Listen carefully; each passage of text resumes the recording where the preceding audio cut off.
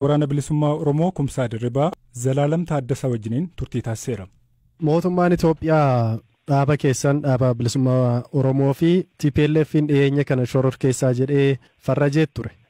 Ergasii qaama TPLF waliin ta'uun illee dhoksaatti hojjetaa turanii biyya Itoophiyaa jedhamtu kana deeguuf hojjetuu jedha mootummaan. Isin maal jettu? Nuti cunqursamuu jalaatii bahuu fi jirru qabsoo ka gaggeessuu jirru Itoophiyaan ka diigamuu jirtu nuyi osoo hin taane Itoophiyaan ka diigamuu jirtu Itoophiyummaa sobaa lafa sodaa irratti ijaaramtee lafti sodaa isheen irratti ijaaramte sun ittiin citaa jiru warra sana ka diiguu jiran malee nuu miti. Waraanni bilisummaa Oromoo fi TPLF waraana irratti tokko ta'anii hojjechuuf waliigaltee irra ga'aniiru gabaasonni jedhan bahaa jiru. Waliigaltee akkamiiti kan waliin taasistan? Oromooni TPLF waliin walitti dhufeenya akkamii akka qabaataa ture kun eenyumaafuu ifa rakkoo hedduun yeroo TPLF PDO'ta yookaan immoo dhaadhiyoolee adda addaa tolchee mootummaa biyyattii sanaa ture rakkoo hedduu dararaa hedduu keessa dabree ture haala sana immoo jijjiiruu fi wareegama hedduu kaffalee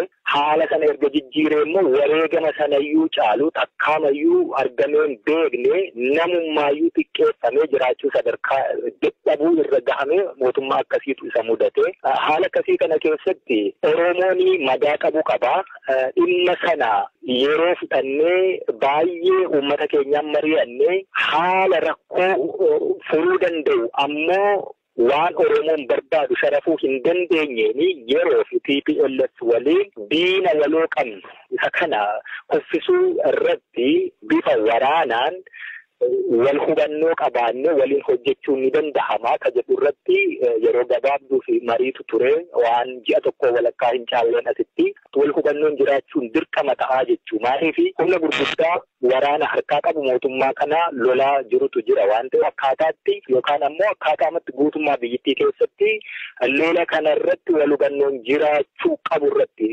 nuti walii galle. Waliigalteen keessan dhimma waraanaa irratti qofa moo dhimma siyaasaa biraa dabalata? Waliigaltee akkamiiti? Ammatti waliigalteen jiru dhimma waraanaa irratti waliigalteen garii fi rakkooleen kanaan dura turanii fi sichillee akkaataatti gama siyaasaa waliin hojjechuun danda'amu mariin itti jirama mariin suni itti bahiinsi isaa maal akka ta'e gara fuulduraatti kan waliin ta'a. Diina waloo qabna jettanii ture. Mee TPLF diina abaa'oo akka ta'e yeroo hedduu ni himama. Kanaan dura waraana bilisummaa Oromoo kan fixee kaampiitti galchee bakka tokkotti kan fixaa ture, kan meeshaa hiikkachiisee, kan biyyaa baasee dhaabicha akka hin jiraanne gochaa ture TPLF akka ta'een beekama. Irra deddeebiinis himaa turtani warra gumaa akka taatan. Isaan kana wajjin tokko taatanii hojjechuun isinitti hin ulfaanne moo kana durumayyuu hariiroo qabdu ture? Gootummaa si gaafata murtii fudhachuu si gaafata. Kanaan dura walitti dhufeenya takka iyyuu hin qabnu dubbachaa tuman ture. Siyaasa keessatti taphatu jira. Siyaasni yerootti haaloo hin qabaannetu jira. Siyaasni addunyaa kana irratti biyyi yookaan dhaabni yeroo hundumaa dhaabbataa diina kee ta'ee hafus hin jiru. Akkasumas yeroo hundumaa dhaabbataa fira kee ta'ee hafus hin jiru. Ni jijjiirama. Yeroo ilaaluu fi haala yeroo waliin tarkaanfachuun dirqama. Walitti dhufuu yoo baannee maaltu ta'a?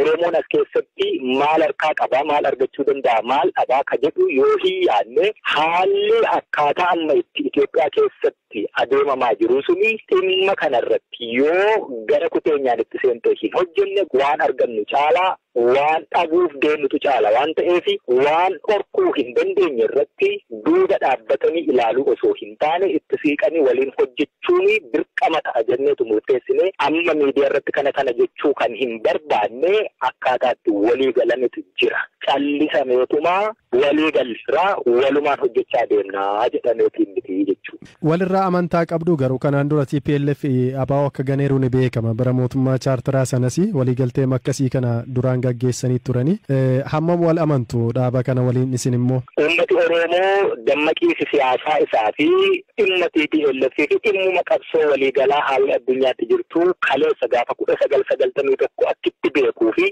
har'a akkitti inni beeku garaagarummaa guddaa qaba. Warri TPLF yoo maraa